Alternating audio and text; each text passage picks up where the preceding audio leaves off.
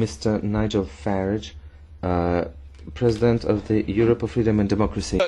When we had a president, we'd see a giant global political figure, the man that would be the political leader for 500 million people, the man that would represent all of us on the world stage, the man whose job was so important that of course you're paid more than President Obama. Well, I'm afraid what we got was you.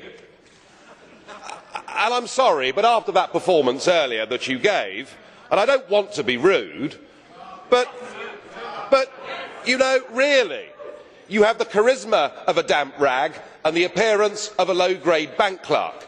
And the question that I want to ask, that we're all going to ask is, who are you? I'd never heard of you.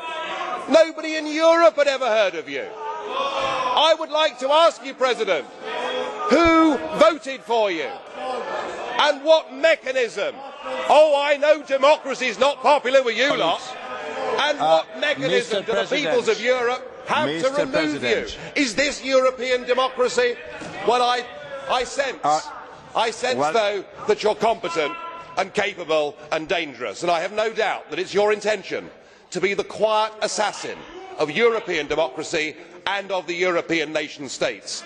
You appear to have a loathing for the very concept of the existence of nation states. Perhaps that's because you come from Belgium, which of course is pretty much a non-country.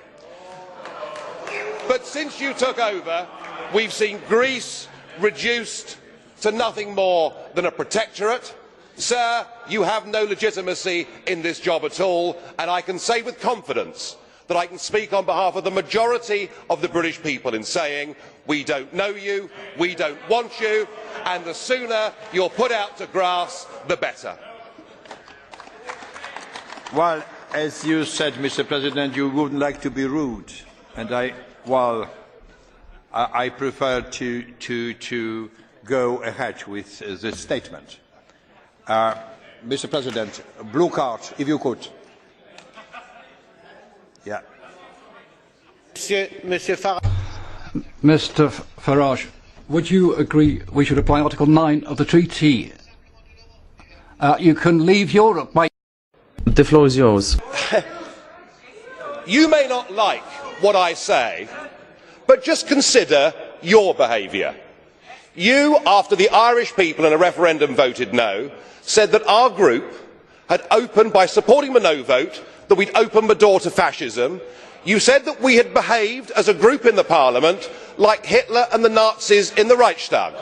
We've been called by Danny Cohn-Bendit mentally weak. You know, it has to be, it can't be one way. It is not personal statement. Mr. President Farage, it is not personal statement. I am very sorry, it was not personal statement.